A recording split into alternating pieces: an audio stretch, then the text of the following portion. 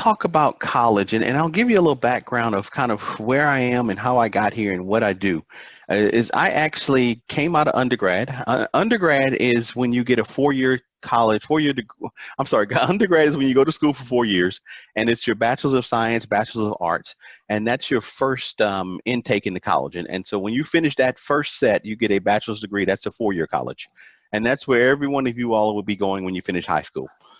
From there, you go to get a master's degree. And a master's degree basically says you're going to specialize in something. And that could be anything from accounting to biology to sports medicine to fitness. And mine was computer science. I went ahead and got a second master's because I wanted to specialize in business. So I got a technical master's and I got an MBA, which is a business master's.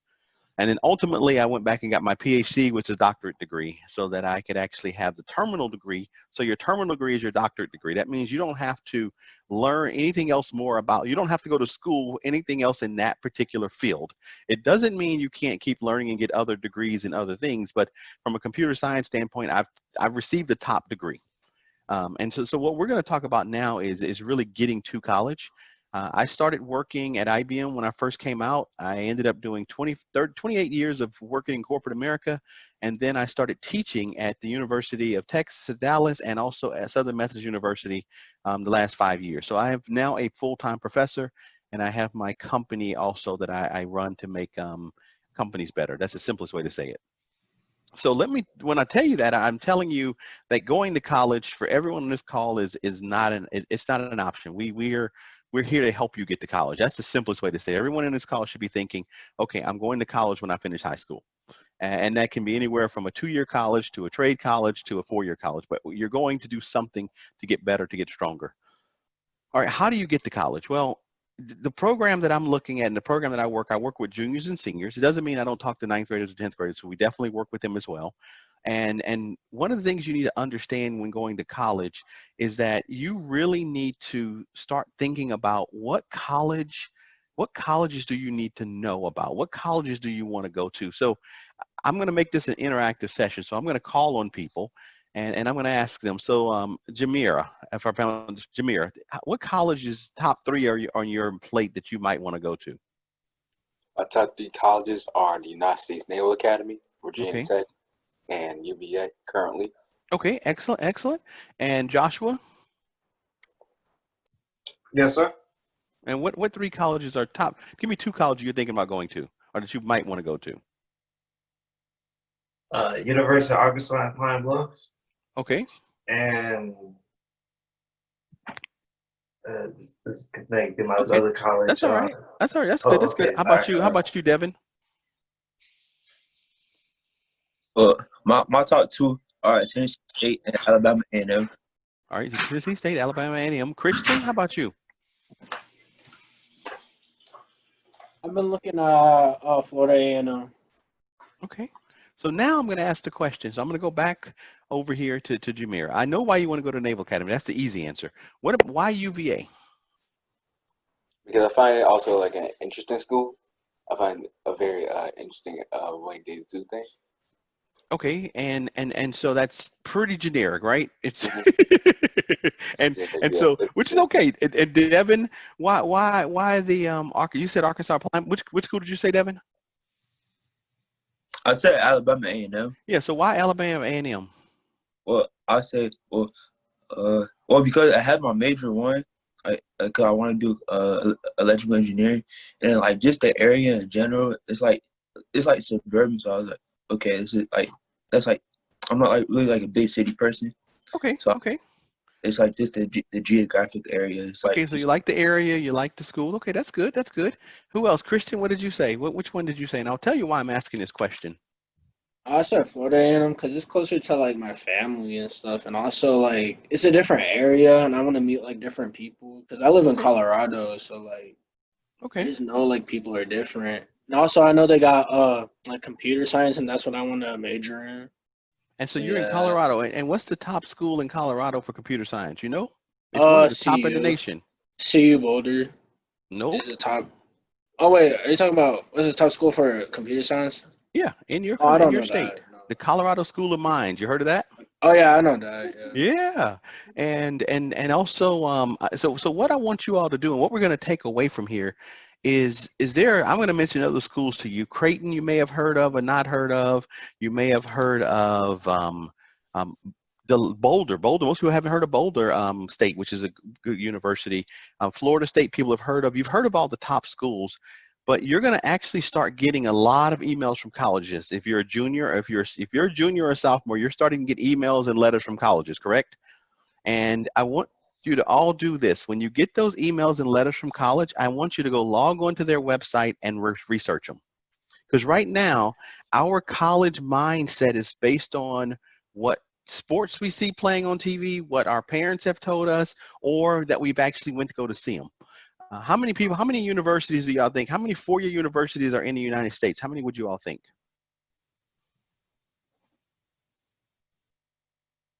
I want to say 400, around 400. Okay, that's really low. Somebody else.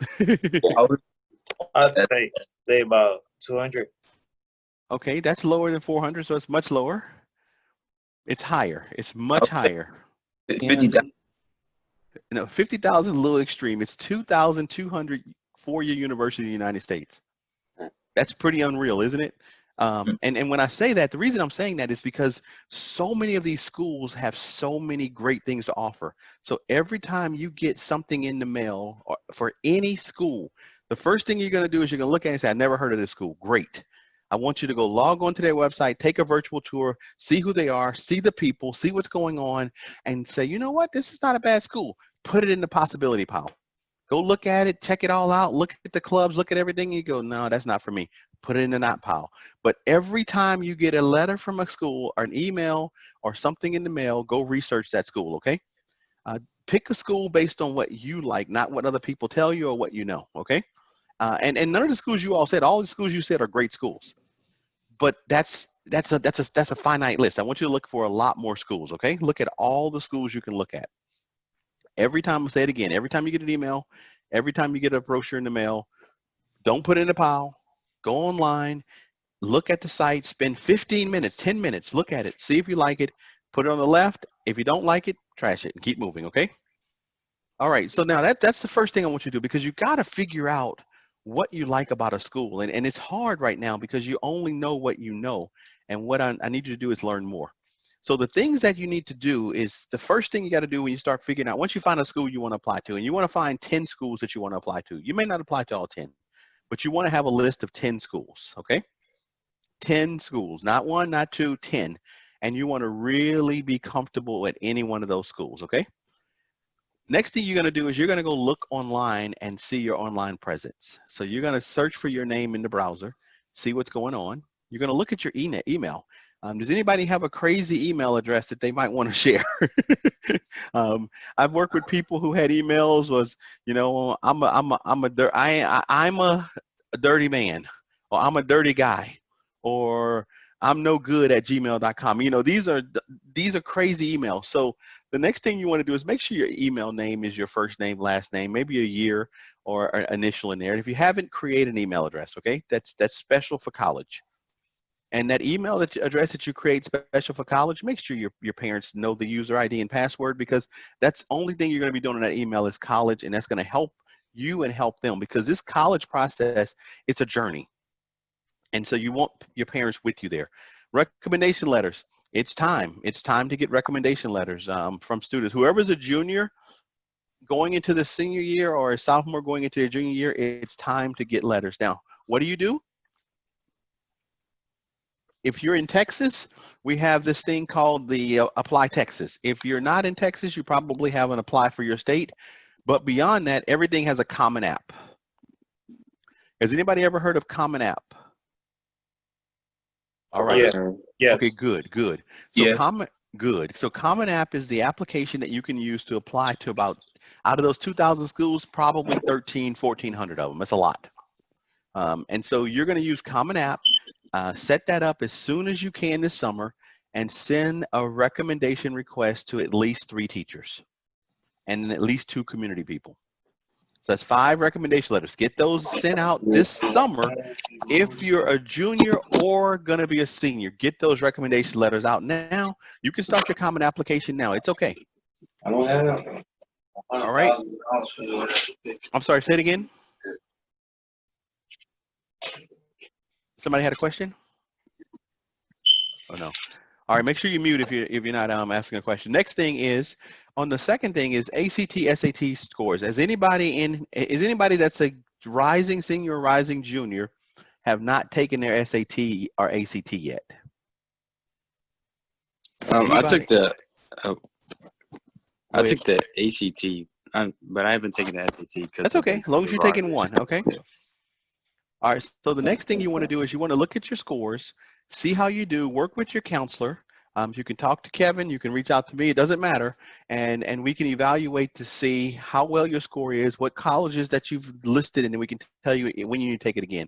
My recommendation is everyone takes it again in November, and or if you're a senior, take it again in October, November. If you're a junior, take it again in March of next year. Okay, so if you're going into your 11th grade year, take it again in March. If you're going into your 12th grade year, take it again in November. No matter what, just take it, okay? Selection of universities, go ahead, I'm sorry.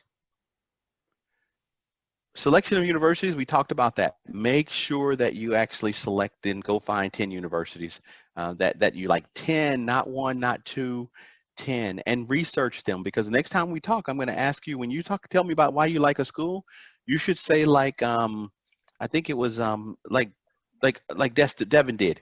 I like it. I like the area. I like the degree they have. You got to tell me details about it, because I'm going to ask you, what clubs would you join? So that means I want you to know what clubs are at that school.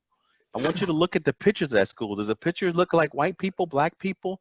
Do they have girls, guys? I mean, what do the pictures say? What do the clubs say? You want to feel like you're a part. When you look at that university, you want to feel like you're a part of that university. That's so important, okay? The application process, the reason I want you to look and research these schools is you're going to send out information to those schools. They're going to send you these little introduction forms. You fill them out, you send them in, or you put them online, you click on it, because they're going to give you back an application fee waiver. And so the goal is for these 10 schools that we only want to pay for 2 or 3 applications, and the other 7 are going to be waived. All right, but the only way you can do that is that you research these schools, you fill out the request form for information, and then you apply before September 15th. They will waive your application fee. Somebody asked us, how much do y'all think application fee is for a university? What do you think the range is? Like 50 to 100. That's exactly right. I'll say, yeah, 50 to 100. 50 to 100. So if you do 10 applications, that's $500 or $1,000, right? Most of your parents are going to go like, we're not paying that. We're not doing that. But if you say, hey, mom, I got 7 free ones. Can you help me with these 3? Or dad, I got 7 free ones. Can you help me with these 3? That's a much easier conversation, okay? So go through those schools, fill out the welcome form, get to know those schools, research them, and get them on your list. Ultimately, financial aid and scholarships, that's the thing that comes around later. But when you apply to every school, let me tell you how this works. Every application that you apply to for every school, you actually are already in the list for scholarships. Klyne? Yes. Yeah, a couple things. Can you, someone said they're having trouble seeing your presentation. Can you maybe unshare and reshare it? I see it fine, but, and then the second thing, there was a question. Can you explain Common App? Yes. All right, so let me unshare and share again.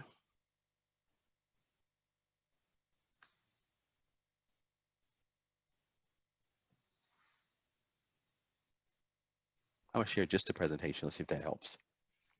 Okay, let's see if we can see it better.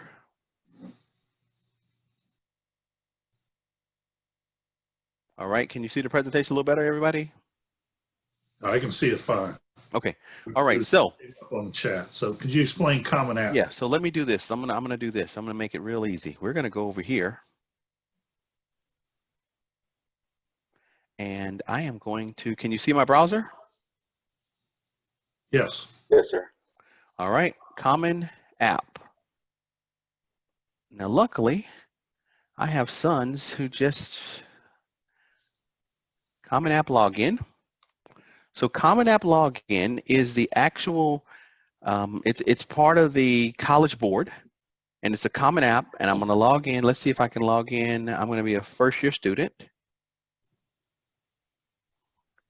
and there's one of my mentees. All right, so Common App, here's what it is. Hopefully it'll come in. It's a place where you can actually go find, research all your colleges, and you can do the applications right here online. Okay, so this is what Common App is. Common App allows you to select all the universities you want to apply to, and you can fill them in completely. Now, the beauty of Common App is that, so you notice I have the application for Florida Southern College, right? But I want to do let's do a college search. I'm going to look for, let's just pick this one, this First University. Add to my colleges. Oh, that's in the UK. I don't want to go to the UK. I mean, not nothing wrong with the UK, but let's go to Agnes Scott, okay? Add to colleges. And now when I go to my colleges and I go to Agnes Scott, all I have to fill out to complete this college application is, watch this. I fill out the questions and I tell them when I'm going to start, what plan, early, regular decision. I'm going to be a commuter. I'll just be a boarder. I've never been a boarder before. We did this test. Yes, we're going to do financial aid, and I'm showing you this for a reason. Then we get down and what is your academic interest? African American studies, art. You pick this, that'll work, continue. And your activities, let's just do that one. I don't want to add another one, continue. So what I'm telling you is I am actually completing an application for applying into Agnes Scott. Okay, I'm actually completing an application. Do you see how easy this is? No siblings, no relatives, continue. Other information, no, I don't have anything else I want to tell you all. You got to answer these questions. This is the one thing that's unique is you're going to have to answer all of these questions for each university if they're different. All right, once you answer those questions, were you assigned a male at birth and identify as a male? Yes. Huh? Oh, that's a new question, Kevin.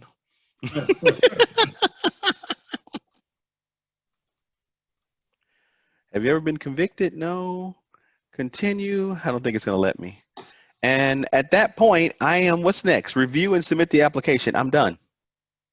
So what the Common App is once I complete all of the Common App sections, so everything over here, once I complete it one time, when I go to add a new college, all I do is update what the college is looking for, and then I'm done. So Common App allows you to apply for hundreds of schools without having to go to every single website and log in, create a user ID, and create an email.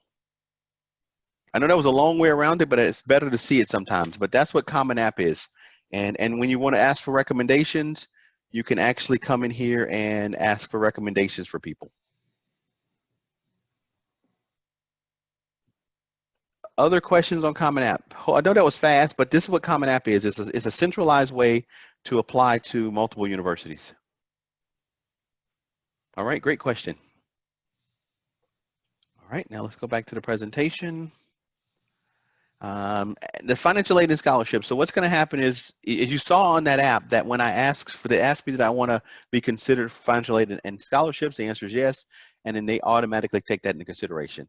The second part of scholarships are actually the outside scholarships, places you can apply that are not associated with the school.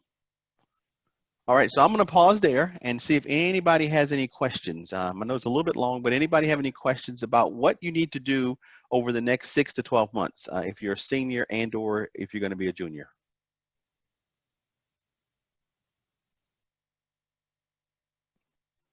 All right, so Noah, what are you going to do when you get an email from a college or you get a flyer or you get something in the mail from a college? What are you going to do?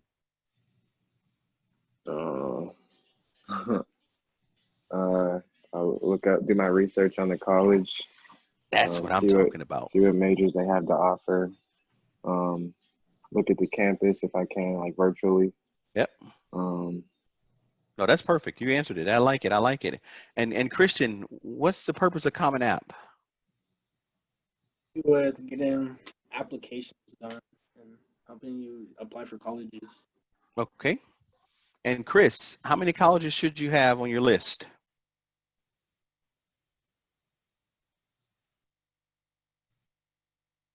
How about Chris? Okay, there's Chris. Chris, how many colleges should you have on your list? Got accepted into my college, though. I'm sorry, say it again. I said 3. However, I got accepted into my college.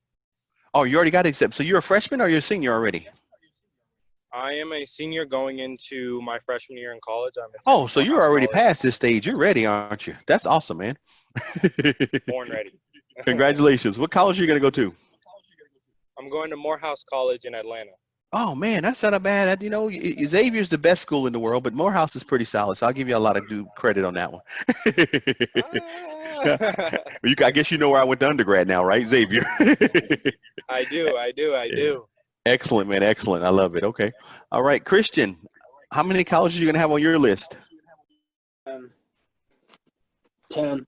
There you go. All right. Excellent. All right. Any other questions before I switch topics over to personal growth?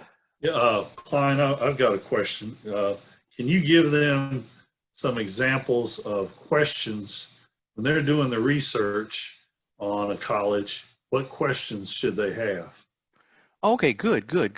So let's talk about that. When you're doing research on a question, first question you're going to want to ask is, am I looking for a large or small or medium-sized college? So think about who you are, and there's no wrong answer. Just think about what you think is best for you. Next thing you want to do is you want to look at the place the college is in. I went to college undergrad in New Orleans, but my dad's from New Orleans, so that was not a challenge for me. Some people went to college in New Orleans with me and they had a problem. Looking at Texas A&M, it's in the middle of nowhere. So really look at where that college is. Also look at the weather and the temperature. I heard someone say they're from Colorado. If you're from Florida and you go to Florida and you go to school in Colorado or Iowa, that's a challenge. But you may love it, right? And the same vice versa. You go from Iowa there. So how big is the college?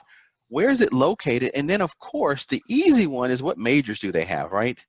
The majors are so relevant because you don't want to go to a school that doesn't have your major.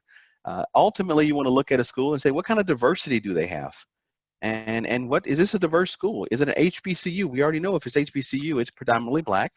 But if it's a predominantly white school, am I looking at what's the diversity level? And not only is what is the diversity level, but what programs do they have for diversity? And what programs do they have for African Americans?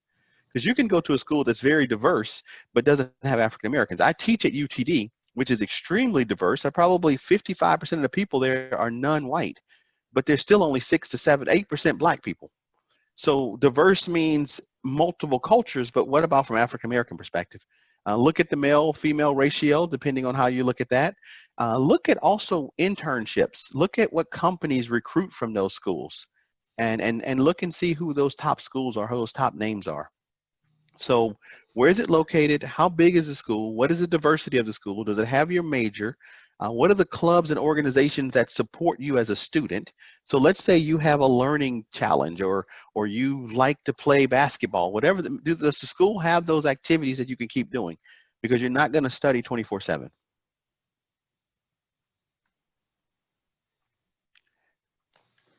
Could I add in again, if I'm incorrect, you can correct me, but you should also look at a school that's really strong in the major that you want to have, because typically a university that's very strong in a major is going to have more scholarships available, and that major is going to be wanting to recruit you more. So, for example, I went to Kansas State. If I was going there in pre-law, that was probably not a great choice. Not that they don't have a pre-law program, but it's just not, it doesn't have a law school associated with it. And so there's just not a lot of support, for pre-law. But if you want to go there for business or for engineering or for architecture, or even for agriculture, that's a really great school. And, they're looking for people, and they have a lot more scholarships in those areas than they would have in pre-law, for example. No, that's fantastic. That's a great example, Kevin. Yeah, you definitely want to make sure that the school you go to has the major and they're strong in your major. So not just have it, like I said, but also it's one of their top things, right? And where and to piggyback what Kevin said, that's where the recruiters are going to come looking for those skills as well. Good job. Other questions on college? Anybody excited? I know we got one. Anybody else already going to college? Oh, Devin, where you headed? I am. I'm going to Alabama A&M. Okay, nice. I like Alabama A&M. Noah? I'm going to University of Akron.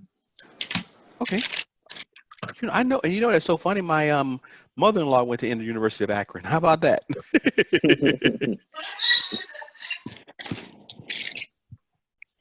All right. All right, Kevin. Well, let's shift over to personal growth and mindset. Or you want to go to Johnson? Is it Johnson on? Brother Johnson, are you on? I don't see him on unless he's deal that I don't see. So I don't see him either. Go ahead, Brother Smith. Okay. All right, so we're going to shift gears a little bit, and this concept, I got to give you a chance to get to my deck. Make sure you can see it. All right, can you see the presentation? Yes. All right. So what we're going to talk about now is really personal growth and development, and this is a couple of items that I just want you to really think about. And these are things that if you got something to write down, it's probably good to write a couple down just to think through them. But we'll get to the deck as well. But there's this thing called growth mindset versus fixed mindset. And it's a book by Carolyn Dweck, and she's pretty solid. She's been at this since middle of 1900s, in 1992, I mean. And the concept here is really understanding what mindset you have and how a fixed mindset stops you from being creative. And there's a story. They go to these students, these kids who are in the 3rd grade, and they give them these puzzles, and they're easy puzzles. And when they finish the puzzle, they go, great job, everybody did a great job, great work, etc. And then they gave them another puzzle, and they said, great job, great work, great job. And then after they gave them 2 puzzles, they said, okay, now we have some very difficult puzzles here. And the kids could look at the puzzles and realize, wait a minute, I may not be able to do that one. And the kids with the fixed mindset stayed away from it. But the kids with the growth mindset said, hey, I will try it. Now, the reason the fixed mindset stayed away is because they didn't want to fail. They had already succeeded. They already got their praise, and they didn't want to fail. So they didn't go try the hard ones. But the growth mindset didn't care about failing or being successful. They wanted the opportunity. They wanted the challenge. They wanted to push themselves. And so what I want to talk about today for you all is that growth mindset. I want you to develop and push yourselves and always look for the next challenge. And you may get it wrong. You may not do well. You may fail. It's okay. You're 15, 16, 17, 18. Get out there, take a chance, take a challenge and try the hard stuff, because the ones who did the hard stuff, they followed these kids for 3 years. They were leaps and bounds ahead of their fixed mindset counterparts, because the counterparts were trying to make sure they got it right every time, whereas the growth people were just trying to explore. They were getting it right, but it wasn't about getting it right and somebody telling them they did a great job. It was about the experience of trying something difficult. So let's look at this. Your qualities, intelligence, personality, moral character are carved in stone, creates an urgency to prove oneself over and over again. It's carved in stone. I got to just do it over and over again. I got to make sure everybody likes me. I got to make sure that people say I'm great. People say I'm good. The fixed mindset, that's the fixed mindset. Growth is your basic qualities are things you can cultivate and develop through your efforts. Creates a desire to grow and improve. So if you make an 84 on a test and a fixed mindset and you think you're supposed to make a 90 or 95, you go, oh my goodness, I can't believe I failed that test. I did not do great. I did not do well. I'm struggling. A growth mindset states, okay, you know what? I made an 84. What did I do? What can I do better? What can I learn more of? What can I work harder at? I'm not worried about the 84. I'm worried that I only put in an hour of studying when I should have put in 4 hours of studying. And that's a growth mindset. So you didn't fail. You just didn't put the process in that you needed to. And so let's look at some of the qualities of the comparisons. Fixed mindsets, they avoid challenges, stick to what they know well. Growth mindset embraces challenges, overcomes challenges, makes you stronger and smarter. Now, everyone on this call has a fixed mindset and a growth mindset. What I want you all to do is lean more towards your growth mindset. A good example. How many of you all try new foods? And then how many of you don't try new foods, right? Some of you on the call will try anything that comes in front of you. Others are like, hey, no, I'm good. Let me leave that alone, right? That's a fixed mindset versus a growth, all right? Obstacles, when something gets in your way, you give up easily. You encounter obstacles. You're like, oh, I guess too much. I can't do that. You know, I want you to run an 8-minute mile. And someone's like, I can't run 8 minutes. You just give up. The other one is, you know what? I'm going to keep working until I get an 8-minute mile. And if I don't get the 8-minute mile, I'll be in better shape anyway. That's the growth mindset. Effort. See, effort is unpleasant and fruitless. The need for effort is low, a sign of low ability. So you don't want to put the work in. You just want it to come easy. You want it to come naturally. And you know that if you play sports and you're a pretty high competitor, or if you're academically strong, you see people who they get frustrated when they can't get it. They don't want to put the effort in, and they make excuses, right? Oh, I didn't even really try. My godson said the best thing to me ever. My godson now, he's in the military. He's got his life together. He actually told me something when he was in high school. I said, why aren't your grades better?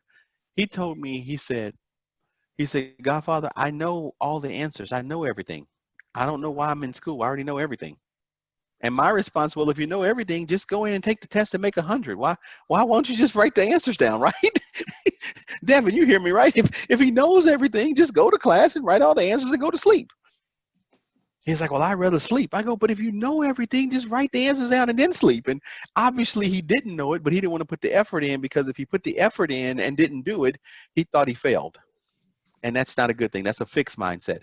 The effort over here, you see effort as a path to growth and mastery, right? Effort is so important. And catch yourself when you're not doing something well and it doesn't come out right. Really, really evaluate yourself. Did I really put the effort into this, or did I just kind of half do this? And if you're honest with yourself and you half did it, you know, you'll stop. You'll stop. Criticism. Oh, criticism is the best. You ignore useful criticism if you got a fixed mindset and you see negative feedback as an insult. No, you seek feedback. You want criticism. You know, one of the best things is when you're in class and you get something wrong and your students criticize you and the teacher tells you how to do it right and you learn from that.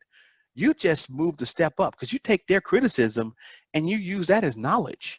And now you're getting stronger, you're getting better. Whereas they get criticism, they bundle up. And when they bundle up and they think it is negative, they don't try to learn from it. I remember I used to get back in the days, we got our evaluations on pieces of paper. And I used to read an evaluation. And if it was negative, I would read it. And I'd look at it. I got to do a different piece of paper because I need this one. I look at it, I read it. I think about it. I read it again. And it's negative, it's real negative. I go, all right, got it. And I ball it up and I put it in the trash can. But you see what I did? I actually processed it. I said, is what they're saying right? Does it make sense? I always have a journal next to me. I'm taking notes, but I'm always looking. I want feedback, negative or positive. I get to choose if I'm going to think it's going to be personal or not. If it's real negative and I don't agree with it at all, I ball it up. If it's really good or negative and I know I can fix it, I write it down and I ball it up. I don't keep negative feedback, but I take the words I need from it, right, Joshua? And I learn from it and I grow. Because criticism, most of the time people giving you criticism are not criticizing you. They're trying to help you to be stronger and be better, okay? Success of others, feel threatened by success of others. Don't get into that. We want to look and see how did people become successful. Find lessons and inspiration in the success of others. If you're in class or if you're running or if you're doing anything and somebody was able to make 100, you're like, man, that is awesome. Tell me how you did that. What did you do? And they don't get mad, Noah, when they come and say, oh, I didn't do anything. I just showed up and took the test. Just, you know, don't strangle them. Don't strangle them. Just say, hey, well, what did you do before that? You know, how did you, oh, you know, I listened in class. Okay, but let's learn from them, right? And really figure out how they got there. Or they may tell you, oh, this is my 3rd time taking this class. I already know all the material. You're like, oh, okay. but learn, you know, when somebody's successful, you want to congratulate them and you want to figure out how they became successful, right? You don't want to be envious. You want to see if somebody, I'm gonna use this guy. We got all guys on the call. If a guy has the prettiest girl and he always has pretty girls, you want to be his friend, dude. How are you getting all these pretty girls, right? And then if he tells you, well, this is what I do, this is how, you know, you might like, well, I can't do all that, or hey, I like that. But Admire people's success, especially other black men. Don't be jealous of other black men. Don't be jealous of other black people. Be envious. Be admirable. Be excited about their success. Okay, and then figure out how they got there and what you can learn from that. All right, one more thing I want to take us through, and then I'll hand it back over. This is a simple one. Productive actions actually produce productive supportive goals. Negative actions, negative production of actions, negative productive actions, they get to interfere with our goals. So that means if you have a test tomorrow, or if you have a research paper, or if you have a quiz, or if you have a game, and you prepare, you eat well, or you take your time, you get a good night's sleep, that's productive. If you stay up playing on the video games all night, that's not productive. So just be aware of that.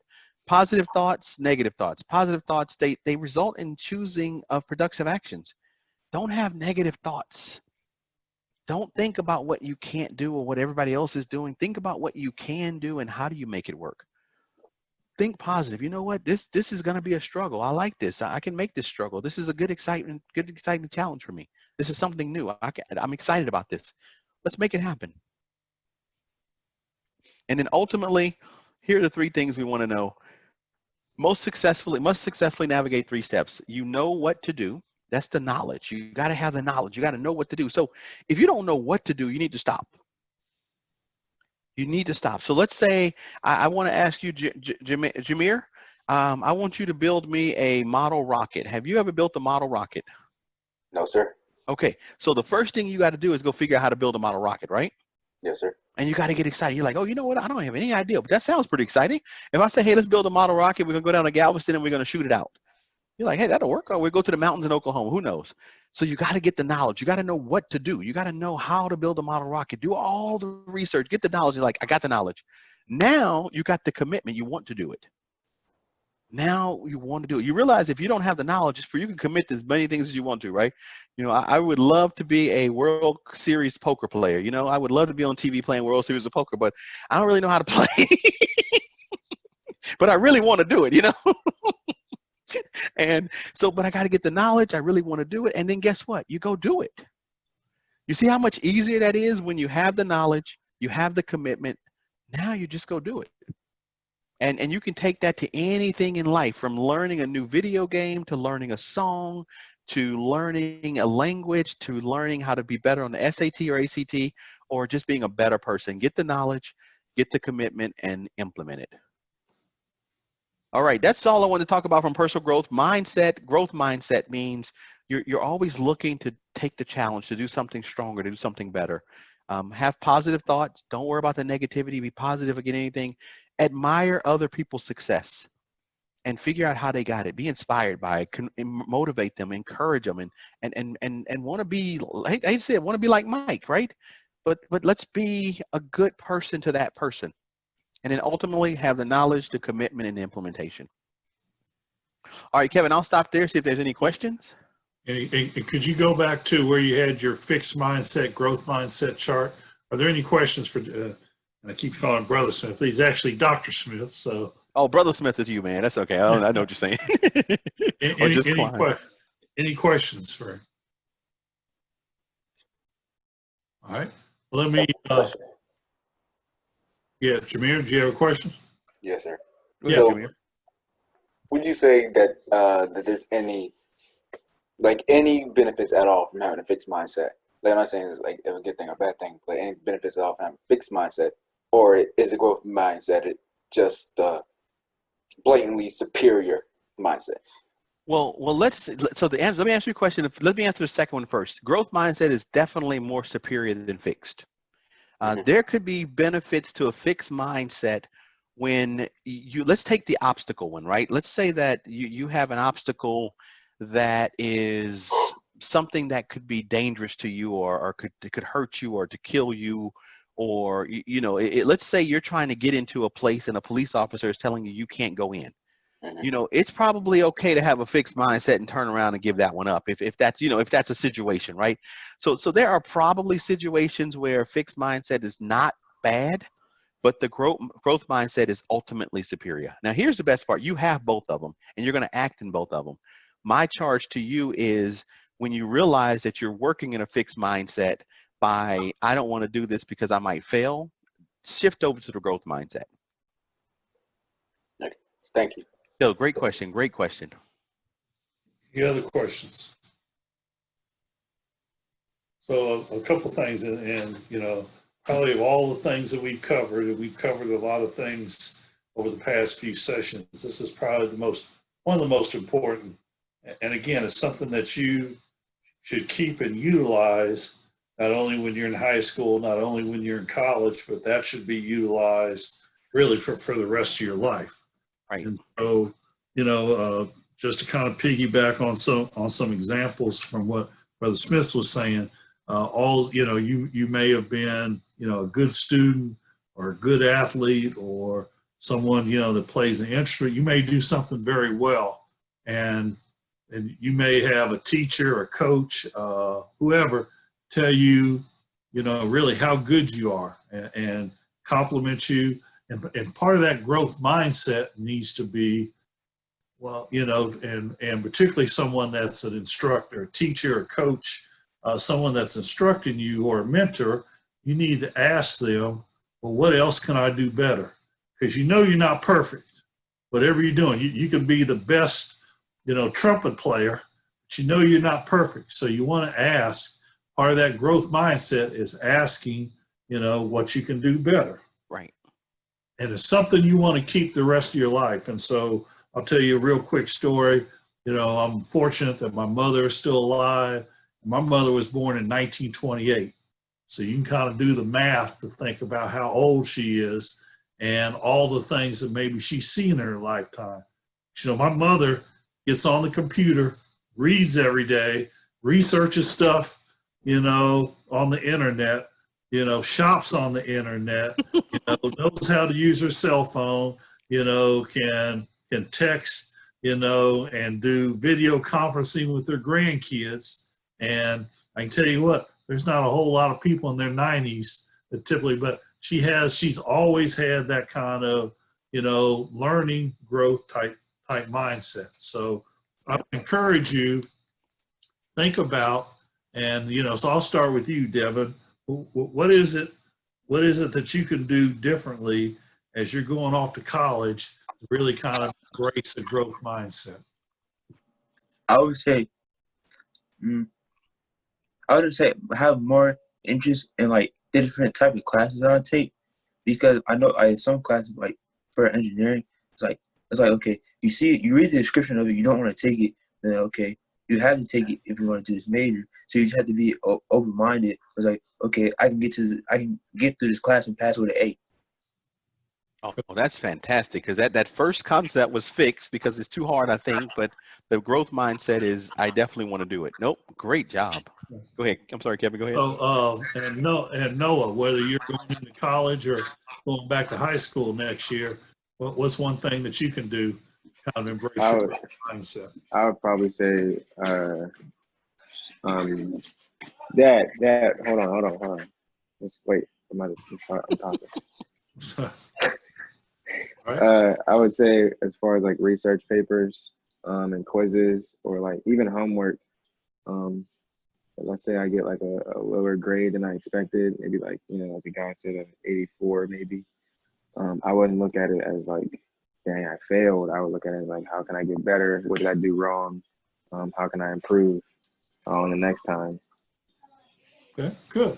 So excellent.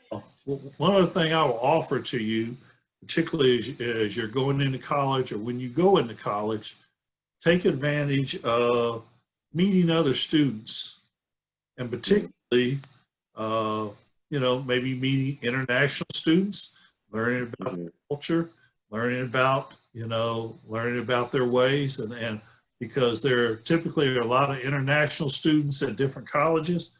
Take advantage of that and have a growth mindset and learn, you know. And I had a good friend of mine, and, you know, he would come by and say, hey, we're going on the international circuit tonight. And we'd go international student, and, you know, we'd have dinner with them, and, you know, we'd get fed because we were poor college students. But, you know, it was a great way to learn, you know, about people that were different than myself, people that maybe I had never encountered before from places I had never, been. Mhm. Take advantage of that. Mhm. Klyne, if you could unshare your screen. Okay. And gentlemen, we're going to There you go. ready to wrap up. We're going to, let me get back to, everybody can hopefully see that. We have been doing homework and you guys have been really good, on the most part as far as doing homework. So let me show you this is where we've had a total of 8 assignments. And as you know, the assignments don't take long to do. But, and if I missed an assignment and then email me. But of the 8 assignments, I've had 2 people that have completed all 8. I've had 2 people completed all 7. And I've had 4 people that have completed 6. And so if you have not done an assignment, you can go back and redo it. But we talked about, I believe we had the conversation last session that, there were going to be gift cards, so just to let you know, I have for this particular college prep class, I got $500 allocated, for gift cards. So I'm going to allocate those out based on, if you don't do a certain percentage of the assignments, I'm going to thank you for being, and hope you got a lot out of it. For those that at a higher percentage, then you're going to get into the pot and you're going to get a higher number of gift cards. So let's just say a higher amount of gift cards. So say I've got $500 that's allocated for this, and I have, 10 people that do all their assignments. It's going to be $50 a gift card for those 10 people. If I got 2 people that do it, each are going to get $250. So I want to go back and look at some of your homework while I have a few minutes. So I'm going to stop sharing this and go back to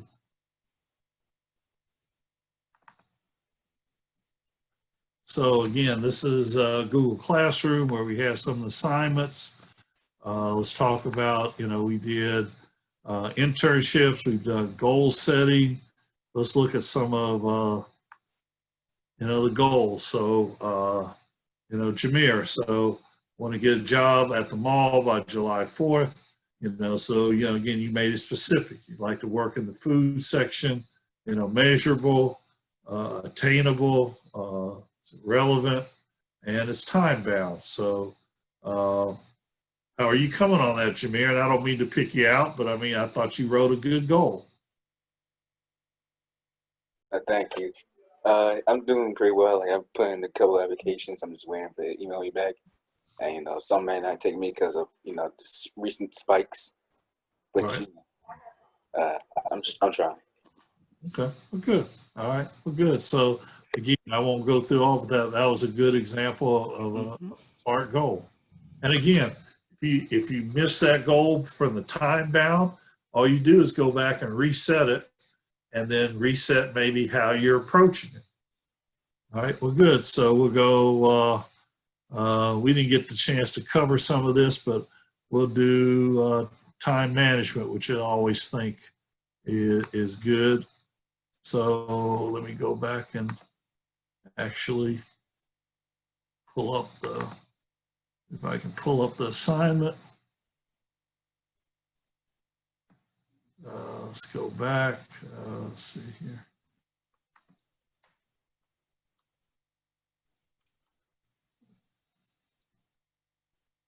Back here again, and let's see who turned one in for me on that one that I can. Actually, I really just want to know the instructions here. Okay.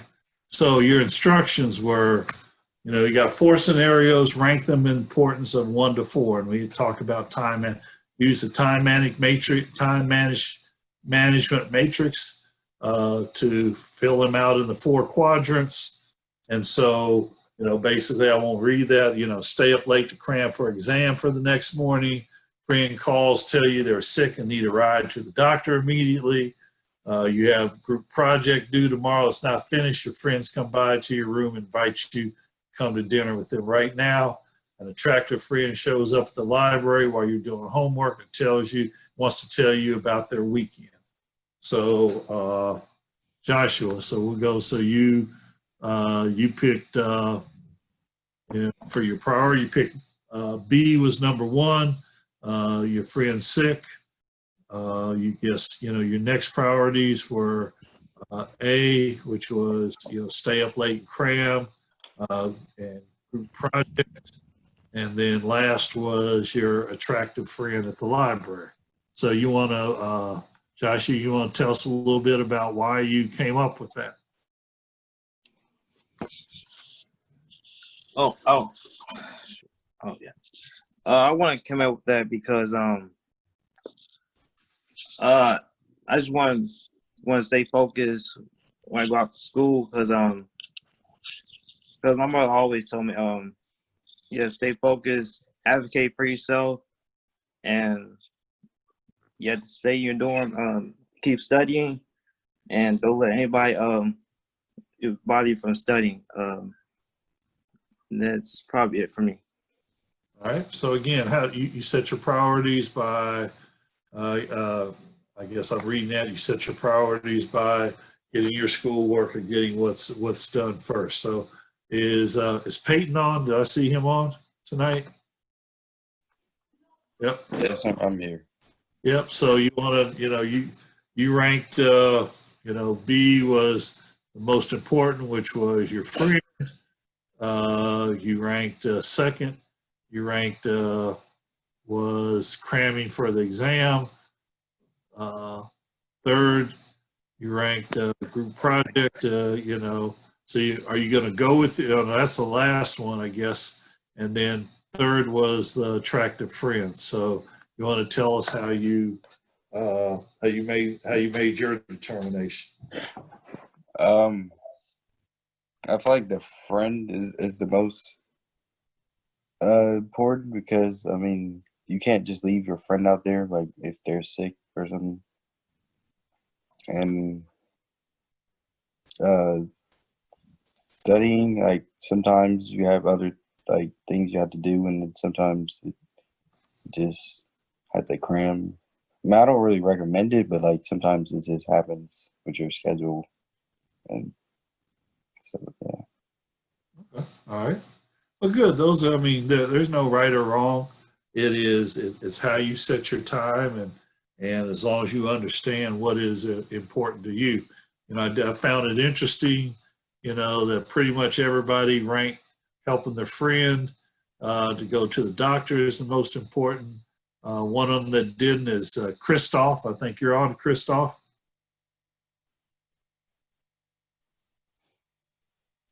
Chris? Yes, sir. So why did you not rank helping your friend to the doctor? Why did you not rank that first? I was putting my academics first. I should have put my friend first. However, I feel like my academics, because I know college is something super serious and professors really don't. Not all professors don't care, but I know a lot of professors, the teachers I've had and stuff like that, they've just told me, get your work done first, then comes life and stuff like that. So. Well, and I'm not saying you're wrong because if I had to rate this, and I was in college, I would probably not rate that very high because one of the things I guess I would think about is my friend was really sick. I'd probably stay and study, and I think I'd pay for his Uber ride. But that would be my thinking about it. So I'm not saying you're wrong. I just kind of wanted to know, why what your thinking was. So, That's very true. Yeah. So, gentlemen, I'm going to stop here. I'm going to share. We're going to get ready to close out. I'm going to keep you on time and keep me on time.